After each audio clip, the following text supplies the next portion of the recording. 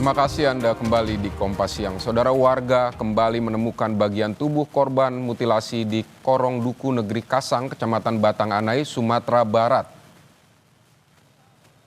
Bagian tubuh ini ditemukan pertama kali oleh seorang pencari pasir di Korong Duku Negeri Kasang, Kecamatan Batang Anai, Kabupaten Padang Pariaman, Provinsi Sumatera Barat.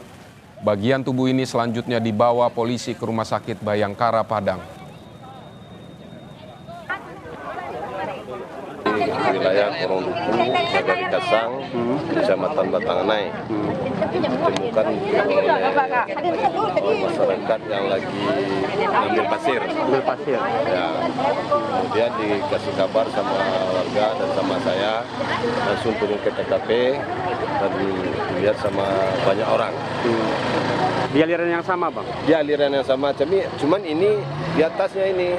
Nah, jadi mungkin nyangkut-nyangkut kali. Saudara, terkait penemuan bagian tubuh ini kita bergabung dengan jurnalis Kompas TV Rio Johannes di Rumah Sakit Bayangkara Padang. Selamat siang Rio. Rio, bagaimana hasil otopsi korban mutilasi dan korban pembunuhan, dan bagaimana dengan kasus pembunuhan 1,5 tahun lalu ini? Apa motif pelaku membunuh korban? Ya, Vidi dan juga saudara, selamat siang. Untuk proses otopsi memang sudah dilakukan oleh Rumah Sakit Bayangkara Padang terhadap korban mutilasi.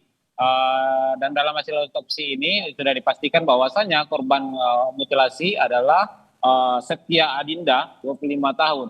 Sementara untuk korban yang ditemukan di dalam sumur rumah tersangka, ini saat ini masih dalam penyimpanan dan belum dilakukan proses otopsi, karena belum adanya surat permintaan resmi dari penyidik Polres Padang Pariaman.